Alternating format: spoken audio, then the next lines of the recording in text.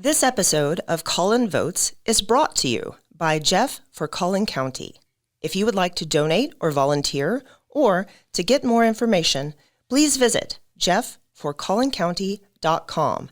That's JEFF, the number 4, collincounty.com. Hello.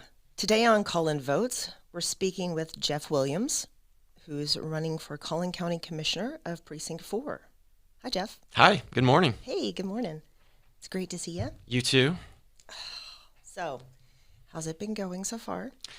We're getting our sea legs, Yeah. slowly rolling things out. We're going to start doing calls to constituents and doing a fundraising email that'll go out this week because we got to raise money. That's the craziest thing about being a candidate is how expensive it is. Sure. I mean, even if you doing okay, it's still a lot of money. Every time I look at an invoice, I'm like, geez. It's a lot to go through. Yeah. I tell my campaign manager, can we start another email campaign, for this or that? So.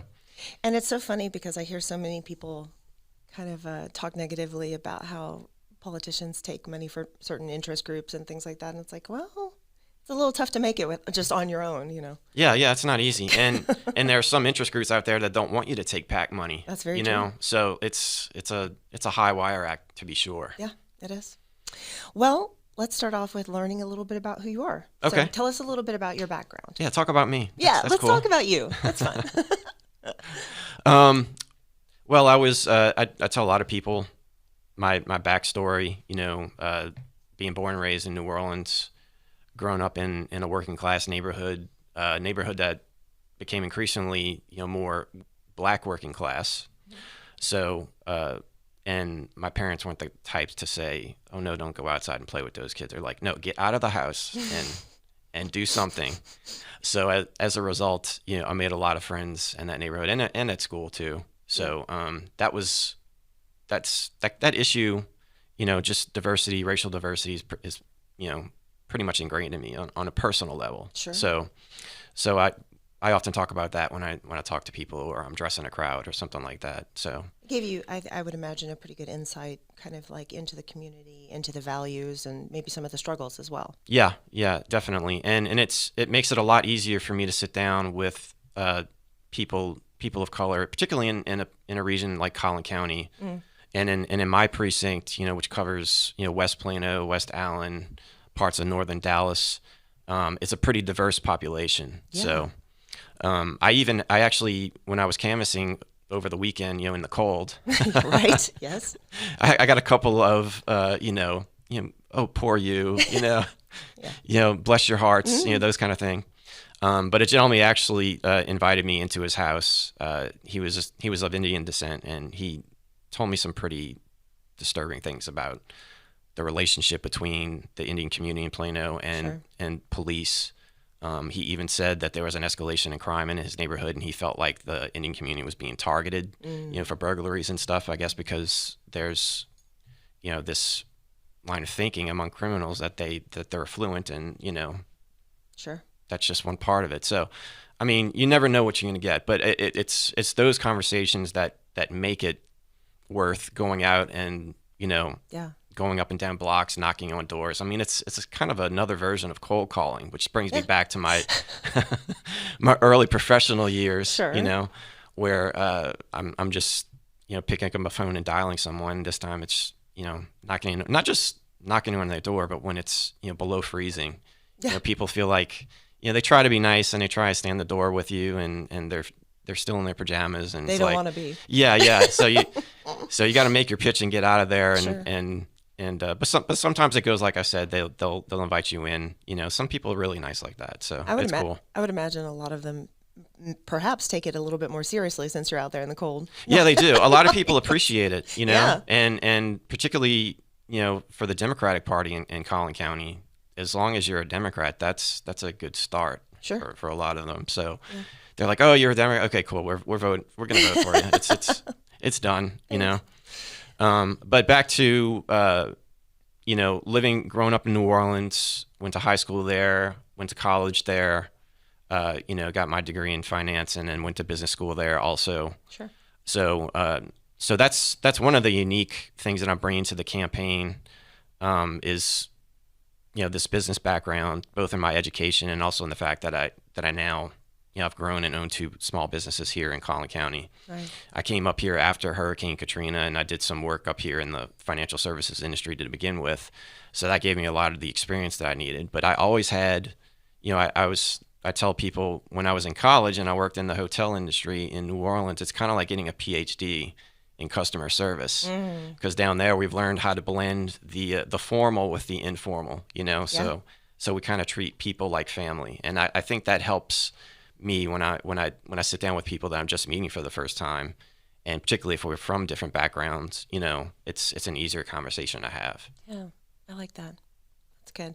Now, when you talked about the cold calling and in your previous background, what was that?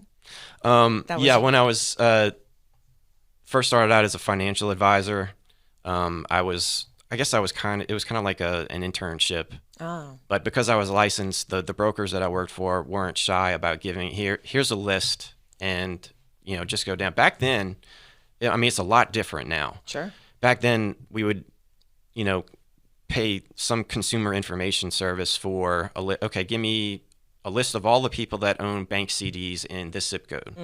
And then I would just go down the list and I would call them and I would, give them a pitch like, hey, we got a program on how to beat the CD rates. Would you be interested in getting more information? That kind of thing. And then if they express an interest, then we would, mark it in our calendars to follow up. And kind of like what we're doing now with the campaign and what the party is doing is now they're calling people, what they call it, chasing the applications. People who are sending in applications for mail-in ballots, which we'll get to later. Yes. They're calling those people to see if they need assistance with them, because the laws have changed and they're different now. And as we'll talk about, it's by design. So yeah, of course. But it's a good way to it's kind of a more warm introduction into the conversation about, okay, when do you plan to vote? How are you going to vote? Who are you going to vote for? Gotcha. Will you support us? That kind of thing. I see. Well, the financial cold calling sounds miserable. This sounds a lot more fun. Yeah, nobody. I mean, yeah, because you actually get to talk to people face to face. Sure. Yeah, and the reason why I said it was so different back then is now people have cell phones, so they can easily screen their calls. Absolutely. So a technique like that is rapidly going by the wayside. Right. So financial advisors have had to adjust, and so building relationships, based on referrals is pretty much how you build a business now. And that is still currently your business. Yeah. That's right. I own a financial advisory service. I'm independent, registered with the state of Texas and Louisiana, and I also own the mobile notary service. So, in fact, last night I had people calling me, "Hey, we got these campaign docs we need to get notarized." So I guess You're on the spot. Yeah, it's going around the party that I'm the go-to notary. So, how did you get involved with the party? How did you come to the place where you wanted to run for office? Yeah, that's a good question. I'll start with the party itself. At a certain point, just spending time here. And I was kind of really the only guy that left New Orleans after Katrina and didn't go back. Yeah. So I've had to build new relationships up here. And in 2016, you combine the fact that there was a certain candidate, who had the Republican nomination, and the fact that I wanted to meet more people that had similar views to my own, because I noticed that cloud wasn't very big up here. Right. So I decided to check in with the local party, the Collin County Democratic Party, and I started volunteering. I got I got deputized, I should say, to help register people to vote. And they would have events like at the Plano Balloon Festival. We had a booth there, and I even took a picture I have a picture of the first woman that I registered to vote. She was actually brought there by her daughter, who was an immigrant, and said, "Yeah, I'm here to help my mom." And then, I signed her up. We took the picture, and then a few weeks later, the daughter actually texted me and said, "Hey, we brought mom to the polling station, and when everybody found out that was her first time voting, everybody applauded." Aww. So that was the coolest That's really neat. thing ever. Yeah. So after that, my involvement with the party became more like from a standpoint of donations, they have the annual Ann Richards dinner, which we've been to a couple of times. Yes. We're big sponsors of that. And then just kind of working way up the ladder and meeting different people. And then it got to the point where this past year, there were a lot of events that I was attending, and then I got invited to work with the communications team. So they put out, they're in charge of messaging and the party newsletter that goes out, and they asked me to write some articles, kind of with a financial bent, but in a political realm. So, we talked about, financial abuse, which is, a big thing for us. Sure. On our other podcast, which we can't name because of rules. But, we talked about that. We talked about, the economic platform that Democrats can run on, that it's, everybody's screaming about inflation and things like that and supply chain, but the economy's actually been pretty resilient and has been growing pretty well over the last year and a half. So that's definitely something we can run on if we just learn how to say it correctly. So at a certain point, actually it was a night we had candidates at the county office who were submitting all their filing paperwork, and they needed a notary there. And I volunteered. And then while I was at the meeting, I was actually being approached by a couple of, some of the executive committee members saying, hey, we have a spot now in Precinct 4. We really think it's gettable. Would you be willing to consider running? And then at that point, I mean, I think, and me, I think there was always this idea that I was probably going to run for something eventually. Yeah. But this seemed like a singular opportunity.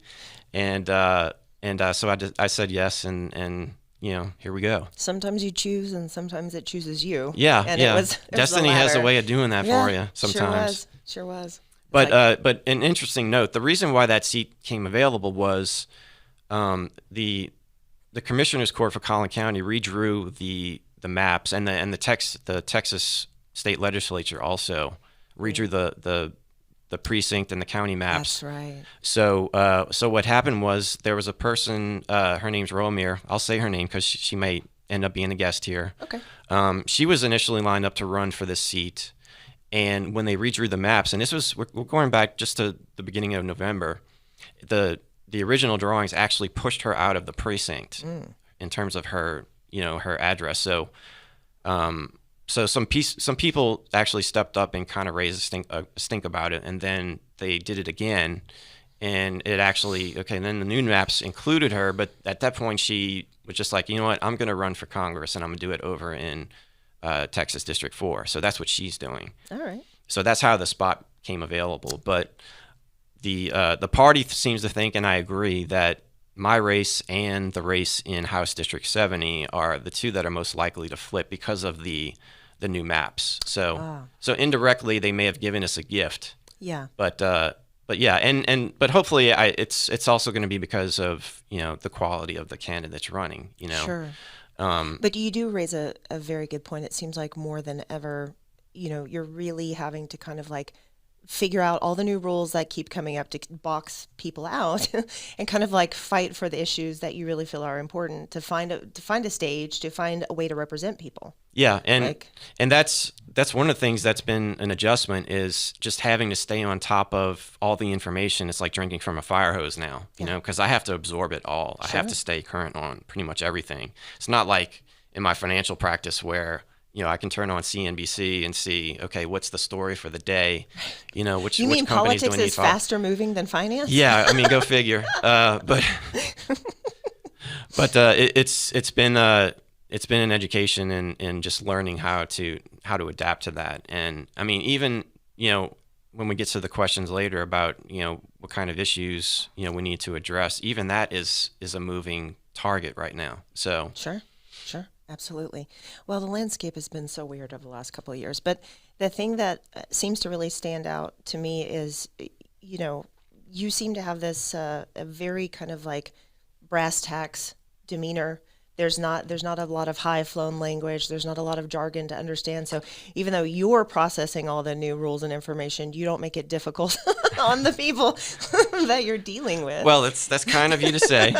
The people that you represent. Right. But I think that goes back to one of the reasons I think I was asked was people knew about, particularly our other podcast, when there are people who have looked at it and said, Jeff knows how to explain some pretty complex concepts in a way that people understand. Sure.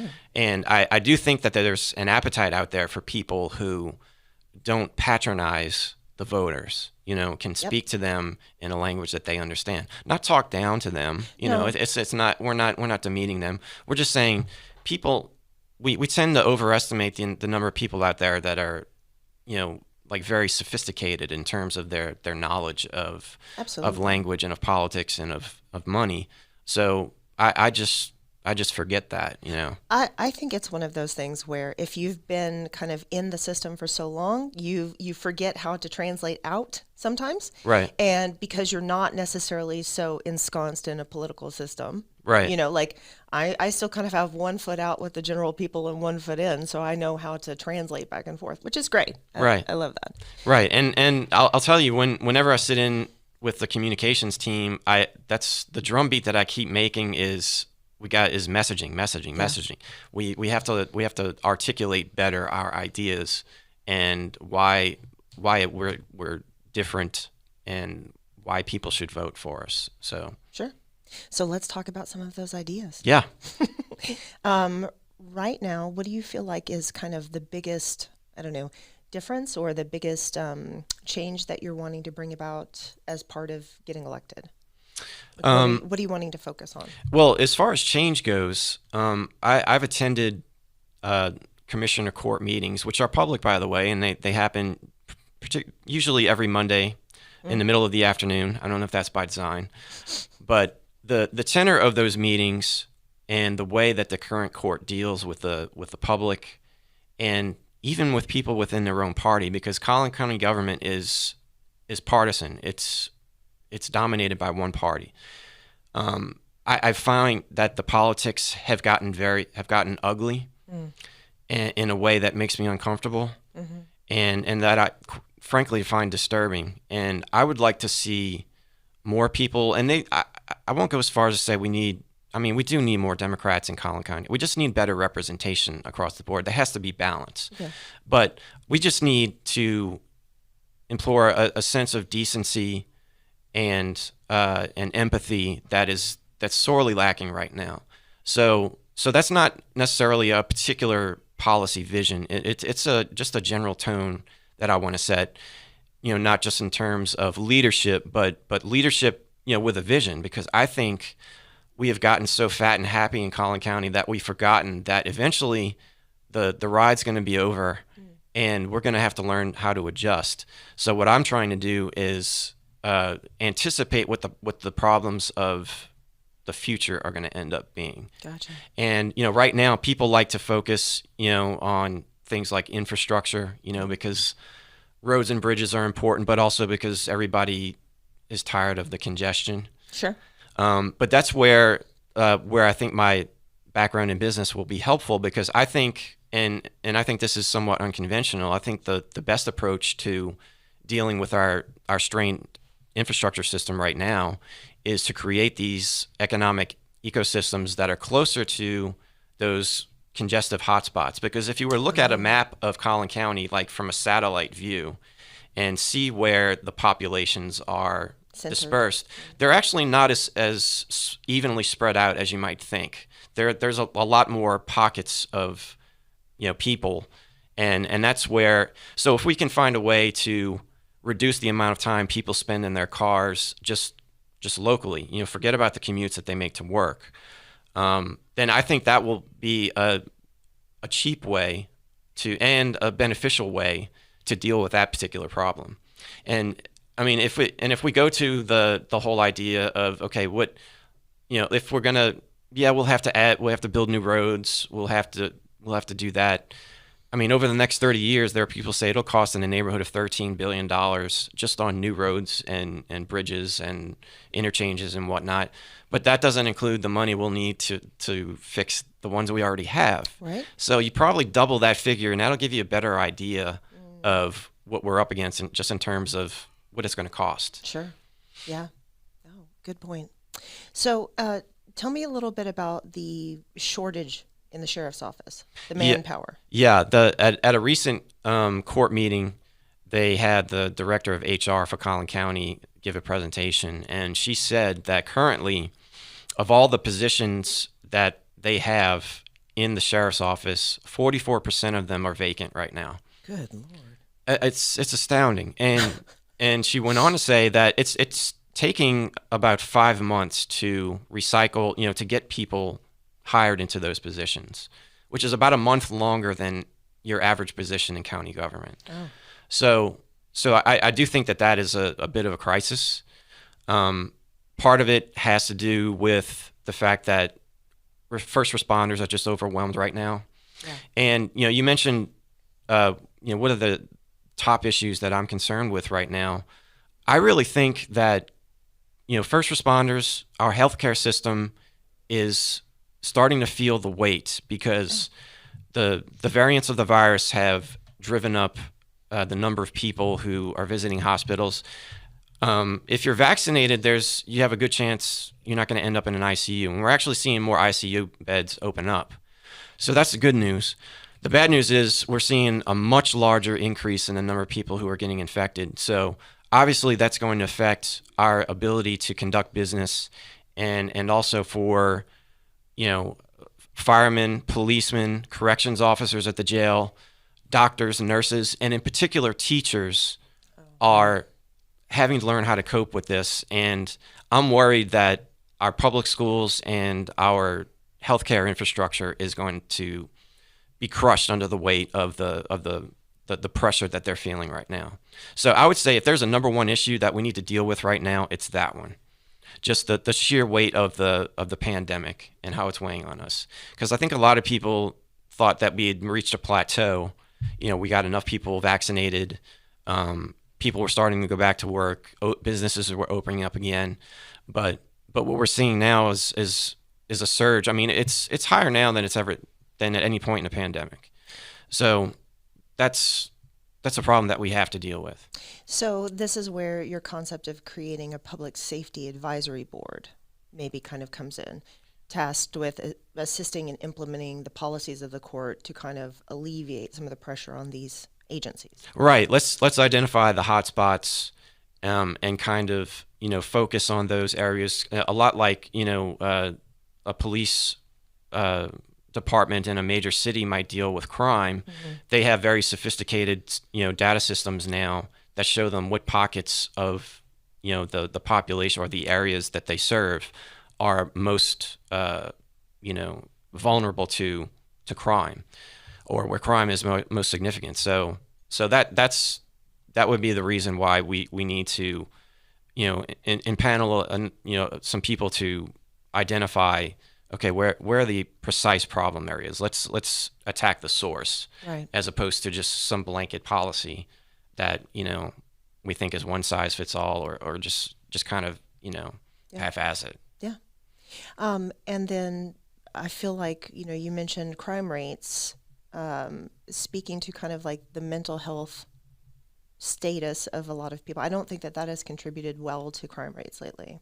No, and we're also dealing, Collin County is becoming much more like a major city. Mm. I mean, we have over 1 million people here now. Wow. So we have all the incorporated cities like Plano and Allen and McKinney and so forth, that have their own county government, their own city governments, but it's a county-wide issue that we're dealing with, increasing homelessness, which comes in part from an increase in economic inequality. We're having that now. We're starting to see the markers for that. All the hallmarks are there. Classrooms are becoming more crowded. Even before COVID, we were seeing these issues, with classrooms and hospitals and ERs and stuff like that. So we have to diagnose the problems more effectively, and that would be a way to do it. Right. What other strains do you feel the pandemic has placed on the residents of Collin County? Probably from just I mean, you name it, but yeah. I mean, it runs a gamut, and I'm sure you've noticed this yourself in your own practice. With there's a lot of clamor for people, for us to to bring in more funding for, whether it's for, the nonprofits that the county gives money to provide mental health services, or just to do it within the county government itself. I mean, the county jail, for instance, as it stands, isn't really equipped to deal with those types of issues. But that's also an issue for the justice system broadly. Is, okay, we need a better way to deal with inmates who may be mentally disabled. How can we better prepare ourselves to deal with that? Sure. What ideas are we willing to raise the money to fund that? Is that an initiative that we want to do? I think it's critical. I've seen this disconnect for a while, having worked in a mental health hospital where it would sometimes, like, police would bring people in, and it would sometimes be a toss-up of, should I take them to jail or should I take them to the hospital? Well, if they said the magic word that I'm suicidal, or they seemed, not oriented to reality, they'd go to the hospital. But then upon discharge, they'd kind of be lost. Right. But then also on the other end, I never knew who in what state was sitting in a jail someplace. So Right. it's like, why is there a gap between the services? How do we fix that kind of thing? So I feel like that's what you're speaking to, is like, how do we figure that out? But then also you mentioned, how do we better increase the judicial system, like the pretrial preparation, things like that. I think it's astounding to me that there isn't, reading here from some notes that you sent me, talking about implementing a simple system to alert defendants to show up for their court dates. That's amazing that doesn't exist to me. Right. It's kind of like a no-brainer. Like, it goes without saying. We should be doing that anyway. How has my dentist figured it out? But the court system hasn't. I get an email and 2 texts from my dentist before an appointment. Like, that's not. Anyways. No, you bring up a great point. And just to kind of zoom out, the problem with how we deal with criminal justice in this country has mostly to do, I think, with politics. Because there's no politician, particularly, say, not people, logic. Yeah, people say, like, who are running to be judges or district attorneys. None of those people ever lost an election by being or sounding like they were too tough on crime. There's True. no such thing. Right.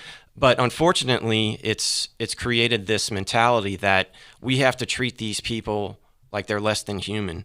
So really, it's almost like we don't care. In fact, if they got caught, they probably did something wrong, so they deserve to rot. Right. So that's really the kind of mentality that surrounds this. But I know people that work with prison inmates to make sure that they can get back on the straight and narrow. And a lot of times, the reason why they're in that situation in the first place is because they just don't know how the system works. Right. And it's really not necessarily their fault, if I can use that word.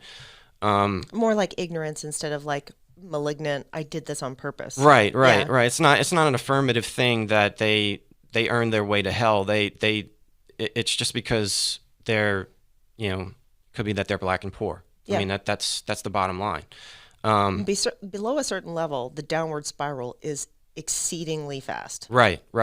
And this idea that there are these people, I just find kind of inherently disgusting. Like, we're all kind of maybe one infraction away from being those people. Like, I mean, Right, and that's part of it too. hasn't? It's almost like we're keeping in there to scare the hell out of the rest of us, to see, hey, it's a fine line. I think people like voting for that narrative because they like to believe we're not those people. Right. They like to think that they have control over their lives and that won't be disrupted. That's the main reason why I think people vote the way they do.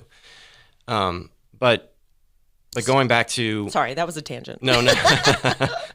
Going back to... I read something interesting. Nearly 2/3 of the inmates that are in county prisons in Texas are just there waiting trial.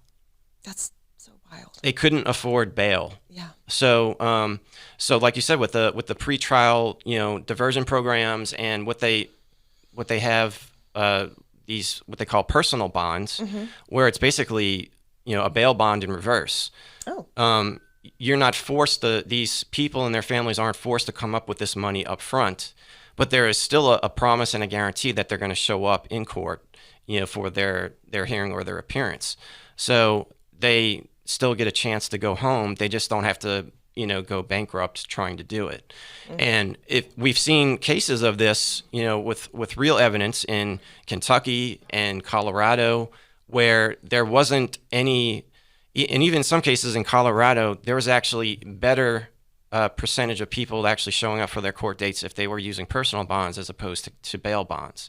So, but the bail bond system in and of itself is an economy. It's a cash business. Yeah.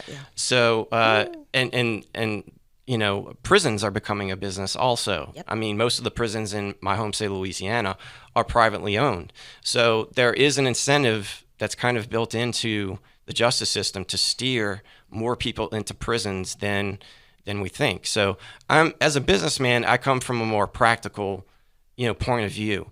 What can we do to not just reduce the number of people that are in prison, but to more effectively, diagnose these people, not just from a health standpoint, but whether or not they really belong there in the first place. Sure. So get an understanding of what they're, show some empathy.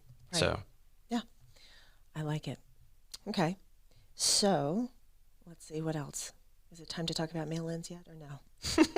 I think we're getting close. We probably got a little bit of time. Well, let's go ahead and shift to that then. Tell us about the new changes with the mail-in ballots. Yeah. Since so many people are still kind of like stuck at home and Yeah, it's become more popular, obviously, in the last couple of years.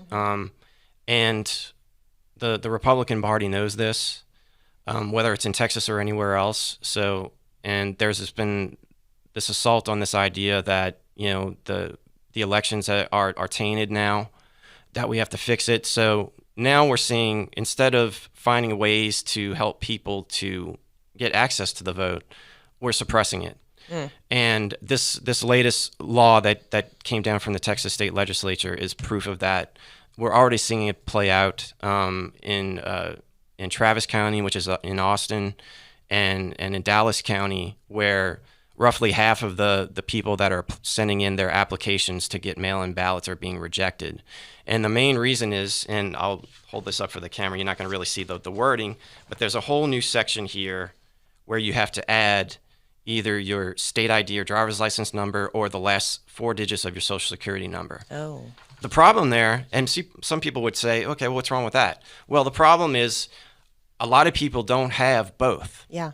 And the state has kind of been dragging its feet on updating its data rolls so that when you do send that information in, they can verify it. The reason why these ballots are getting rejected in so much scope is because the state doesn't have the information on the voter that they can be matched to so that they can get the ballots sent out to them. Oh. So this was a very subtle way of bringing the number of mail-in voters down. Yeah. And I mean, so if somebody doesn't put both, it just gets tossed out? Well, no, it's on the application, it's one or the other. Oh. But a lot of people don't. They'll either have an ID number, but they won't have their social security number, or vice versa. Oh. So actually what I'm telling people, and this kind of goes back to some of the conversations we have, about money. Yeah. And when I talk to people about estate planning, I always tell them, in addition to putting your will and your powers of attorney in a safe place, you need to make sure you got an up-to-date driver's license. Go and get your U.S. passport, even though you don't travel anymore. Get it anyway. Yeah. A lot of people have handgun licenses, which is good. I mean, that's another form of ID you can use. I also suggest that people, you get a voter registration card in the mail whenever your information gets updated. So get all of that and put it in a safe place. And if you have to, carry it with you to the polls if you're voting in person, or if you really don't trust what's happening right now, which I wouldn't blame you if you did. I don't. And you want to show up to the county elections office in person and say, hey, why was I denied? What's the problem here? You can be armed with all of that information and say, look, this is proof. You guys, this is your problem now. You've got to fix this. So that's where the disconnect is coming in right now. Gotcha. Oh my goodness, that's a mess. How many people would you estimate are trying to do mail-in ballots? I think in Collin County, probably several thousand is the number that I'm seeing. It's nothing to sneeze at. Yeah, statewide, and feel free, I may need to correct that point later on.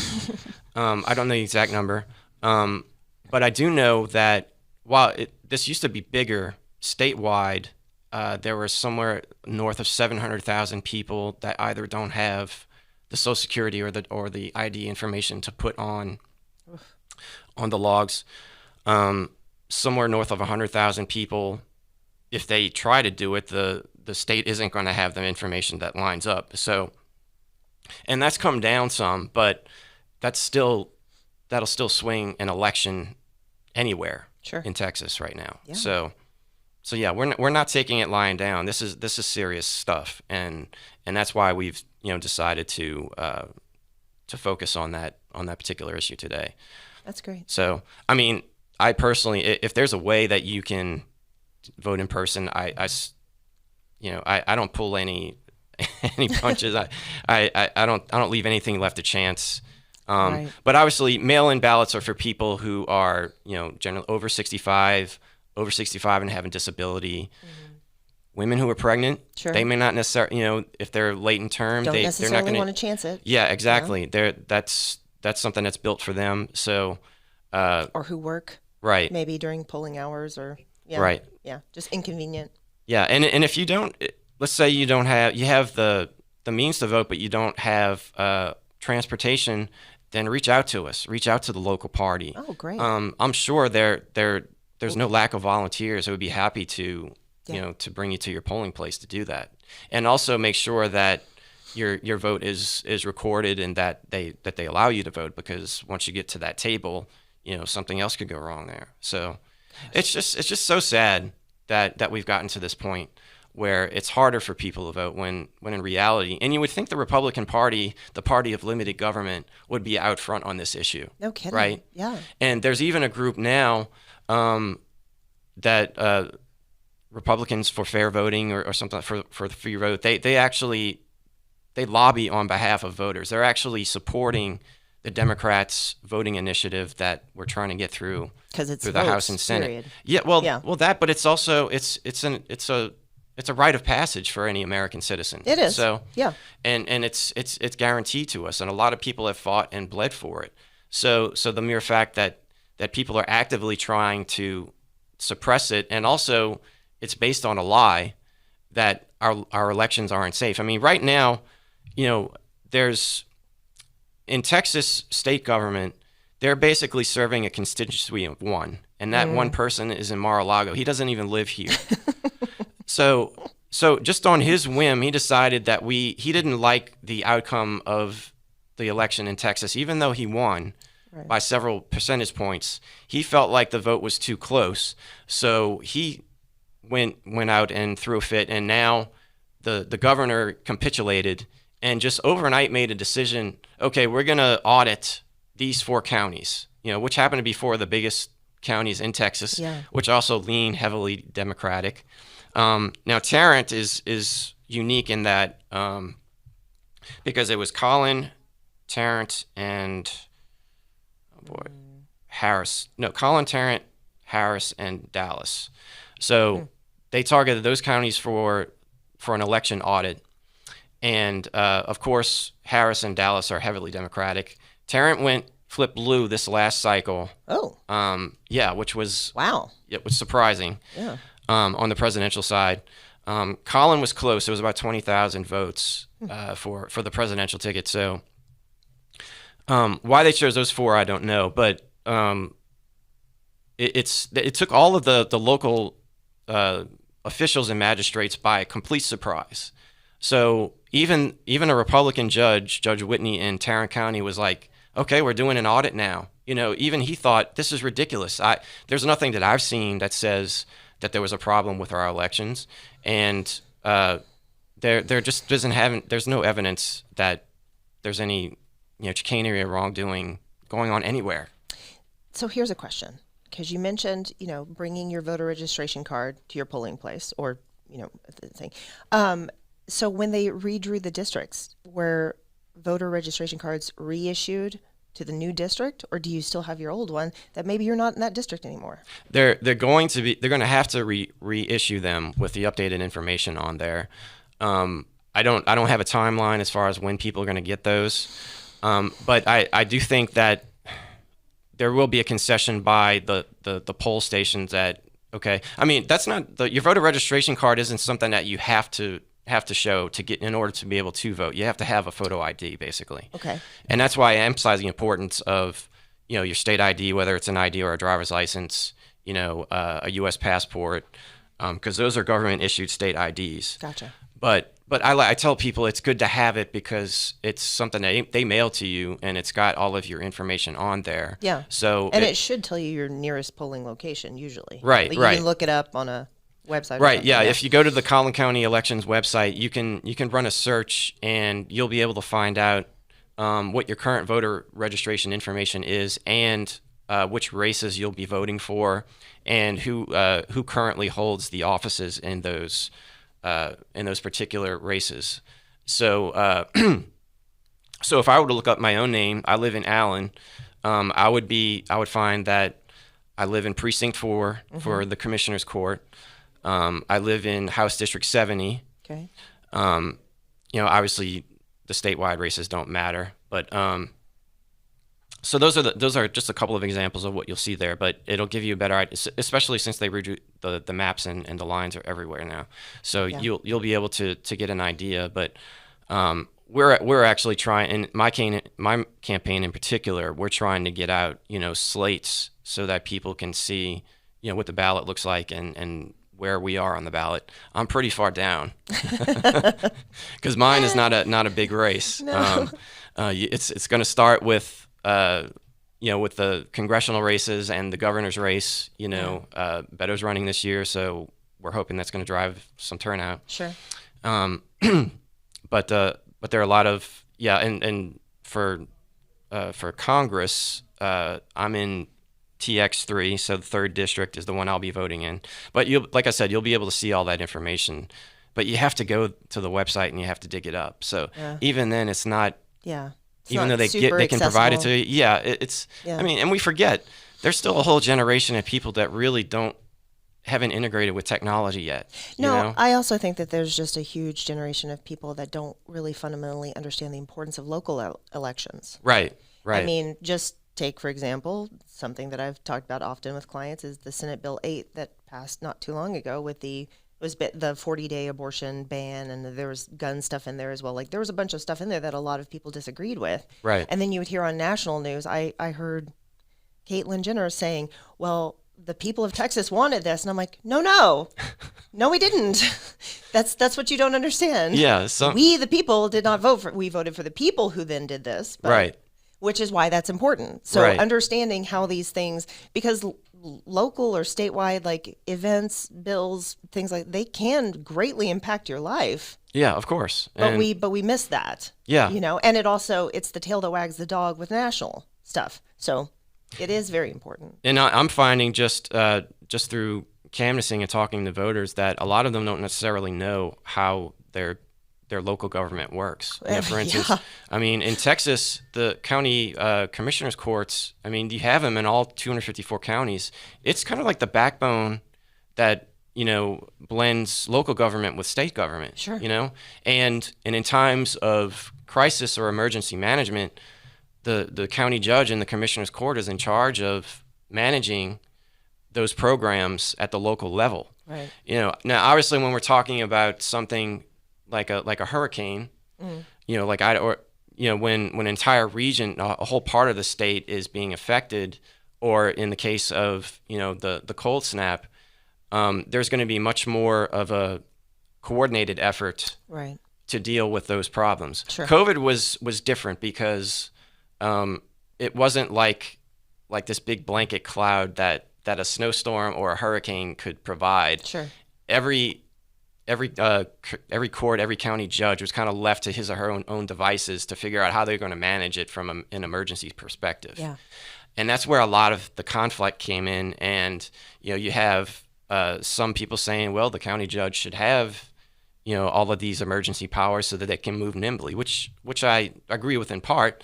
But again, when you have a crisis that affects everyone, the most important thing we need is just people working together. We need the communication lines open, Sure. because what they're doing in Dallas County, where Judge Clay Jenkins, what he's doing there was completely different than what Judge Hill was doing here. So, and Jenkins even came out and say, yeah, Collin County needs to do this. We need to have people go into quarantine. This was at the beginning of the pandemic. Right. So, and right away that told you these guys aren't communicating. No. There's no. This has become a political pandemic. Yeah. And we're just left to the whims of the people that are voted into government, Yeah. And like going back to what you said, people often forget this is a republic. It's not a democracy. We don't vote on the bills. We vote on the people who vote on the bills. Yeah. So it's our duty to make sure that we get the right people. Yeah, and a right mix of people. And right now, Collin County is in desperate need of some loyal opposition because we just don't have any there. No. And the politics there have become so toxic that I think the core mission of serving the people has gotten lost. I think you're right. I also think, just to circle back real quickly, when you talk about the importance of voting and how you've had so much contact, either through the work that you currently do, just in your kind of like business life, or through this, when you meet with people, especially of color, they have a big idea that their vote doesn't matter. That's like, true. Why even bother? Right. Nobody's going to be helping me or anything like that. And I think that this is really where you're here to say, no, I'm listening. Right. I want to be, yeah. And I hear that. People say, I just, they're not necessarily decided one way or the other about parties, but they do want, and I go back to the story I told you about the Indian gentleman I spoke with. He just wanted to have the conversation. He's like, let's have a forum in this neighborhood so people can express their views, because now he's become apathetic when it comes to dealing with law enforcement. Sure. Because he's had such a bad experience with it. He feels like there's nothing I can win here. Right. And you'll see the level of apathy just in turnout between presidential election years and off years, particularly in the primaries, which we have coming up. By the way, early voting in Collin starts on Valentine's Day, and then primary day is March 1st. It's also Mardi Gras Day. Hey. So we're going to have to make a theme. Yay. Yeah, Jeff's going to be out there throwing beads and everything. So. Show me your ballot. Yeah, show me your ballot. Right. Well, that awesome. Actually, I like that. That's funny. That's funny. So yeah, people tend to be apathetic about voting in general, but more so when it comes to their local county offices. Sure. And like I said, a lot of people don't even know that they have a commissioner's court that they vote for, and what those guys do, and how much it can affect your life. Yeah, right. What role it plays. Yeah, so sure. we do a bad job of advertising, of championing government. We don't direct. We should be proud that when we achieve something that helps the people, we should be out there advertising it. It's almost like a business. When we have our successes, we need to share them with people. Yeah. And also when we fail, we have to tell them that too. Although more oftentimes than not, that's why people will vote, is because they feel like government has failed them based on failures. So I think it's high time that we give them a different reason to vote besides like just being it all riled up, in a negative way. No, yeah, that's true. And you have a surprising air of positivity and respect when you talk about this. I try to reserve not just to the people, but also within politics itself. Like, you have this idea of like, where did polite political discourse go? Right. Where did respect go? Right. Where just common decency. Yeah. Where has that gone? And I see the lack of it on display, and that affects me personally. Yeah. I just don't like to see that. No. Because like you said, whether it was in my personal life or in my professional life, when I talk with people and I get an understanding for what concerns them, literally at those kitchen tables, Mm-hmm. I feel for them. I always feel like I could do more, and if they ask me to do something, I'm totally there. And I told this to one gentleman, I was like, look, if we are actually going to end up having a forum of that kind. But what needs to happen is you and your neighbors need to show up to city council meetings, and you need to. We can't do it without your voice. Right. There has to be an activist element that's at work here, because just look at what's happening in South Lake, where education has become ground zero for educational issues. Yeah. Even though the people out there started in earnest, with a great idea. They wanted to figure out a way that they can teach their children in public schools how to better respect one another. It doesn't come from some embedded ideology or some curriculum somewhere. They put a lot of thought into it. They wanted to bring parents, teachers, officials, sure, movers and shakers. They wanted all those people on the panel so that they could come together as a community and decide how to address the problem. And then it just got completely hijacked by politics. Yep. And now we're not going to see it. Now we got gridlock. Yay. Yeah. So, but you're right in that we have to have people out there who also think the same way I do, that these things are possible. That sure. That, like I said, there has to be we have to champion the good ways that we help people, why they need to be part of the process. I think we've done a poor job of that for a long time. Yeah. Not just recently. So I think you're right. And I think that kind of thing, the partisanship and the disrespect just moves us further away from actually helping anyone, Yeah. Or even just sometimes getting anything done. It just bogs everything down. Yeah. So. You can actually see it at work. These people operate in a different headspace. I'm like, what about the people that are lined up out here who've taken the time in the middle of a Monday to come out and voice their concerns? Sure. Particularly with the people that don't agree with yours, right. They're still people. Yeah, they're here for a reason. I would be representing one precinct, but I'm going to pay attention to the issues countywide, particularly like with an issue like infrastructure, where the state is going to be getting, somewhere in the neighborhood of $35 billion over the next 5 years to use on, say, things like broadband access. Yeah. Where that's just not just an issue for our rural communities, but also for us, for you and I, because more people are working at home now. Yeah. They need more bandwidth. Yeah. They need this is going to be the shift. Access. I don't think we're going back after this. A lot of people are just going to be this way. Yeah, this is a permanent state of affairs now, and this is something that we can all get behind. Sure. Sure. So yeah, that's another thing that strikes me. Like looking at your platform points, it seems like every single one you're pulling information not just from local instances over the last few years, but also from like national trends. Like, this is what happened over here. This is how these people handled it. Like, how can we use these examples maybe to draw in positive ways of how we should handle the issues that we're going to face going forward? Yeah, and I'd say the biggest reason why is because most of the groups, the nonprofits, the think tanks that go out and research these things on a local level operate at a national level. Yes. And they're the ones that have the money that they can afford to do things like that. So that's where I have to dig and find the information that I need so that I can make the most compelling case for the things that I care about. And also a lot of times that way you can see the trajectory of how a certain plan or a certain action played out for that community.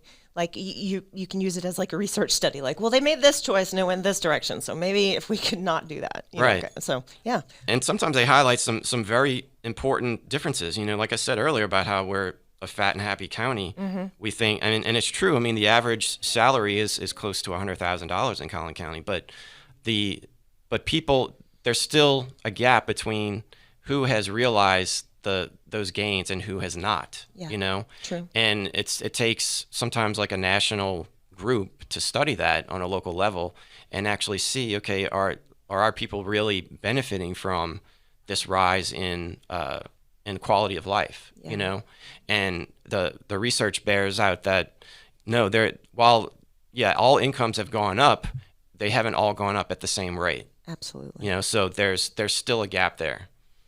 You could even say that it's widening to an extent. So, yeah. I mean, we still have, people of color still are overrepresented in jobs that put people most at risk to, say, transmit COVID. Sure. but they're underrepresented in jobs where, you know, they carry the least amount of, it carries the least amount of risk and also pays the best. So, Right. so that's, well, we can't ignore that. No. As much as we like to pat ourselves on the back here, that's a real problem that we're going to end up having to face. No, it's very true. And I also feel as though there's a lot, like you gave the average a second ago, but there's a lot more people in those lower income bracket positions than there are, you know, like 2 or 3 in the higher income bracket. And yes, it may average out, but it's like, right, the data's kind of skewed. People wise, it's yeah. weighted yeah. on the other end a little bit. So. Right, exactly. And without those jobs, the people that do make $100,000 a year won't make $100,000 a year. So. That's very true. Very true. Okay. Well, this has been great. I think we're kind of like running towards the end of our time here. Is there anything that we forgot about that you want to get out there before we? This last point that we were talking about, another issue that I think is really important, and this is not just on a local level but on a national level as well, is the issue of making childcare more affordable, because that has a direct impact on our economy. Absolutely. People just don't realize how expensive that is and how much it affects when you have to make a choice. Balance. Yeah, when you have to make a choice between, do I have a job just to pay for childcare? Right.